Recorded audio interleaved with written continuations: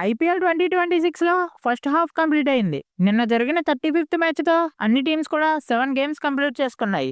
ఇంకా ఈ సీజన్‌లో ఫస్ట్ హాఫ్ కంప్లీట్ అయ్యేసరికి పాయింట్స్ టేబుల్ ఎలా ఉందో ఒకసారి చూద్దాం.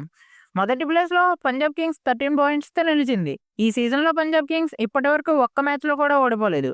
ఇంకా సెకండ్ ప్లేస్‌లో రాయల్ ఛాలెంజర్స్ బెంగళూరు 10 పాయింట్లతో చాలా స్ట్రాంగ్‌గా కనిపిస్తుంది.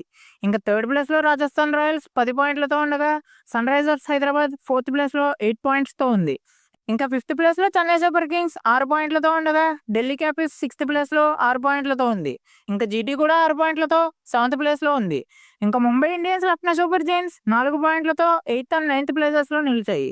ఇంకా కోల్కతా నైట్ రైడర్స్ మాత్రం ఈ సీజన్‌లో ఇప్పటివరకు ఒక మ్యాచ్ మాత్రమే గెలిచి లాస్ట్ ప్లేస్‌లో నిలిచింది. మరి ఈ సీజన్‌లో టాప్ 4లో ఏ టీమ్స్ ఉంటాయి అనుకుంటున్నారో కింద కామెంట్ చేయండి.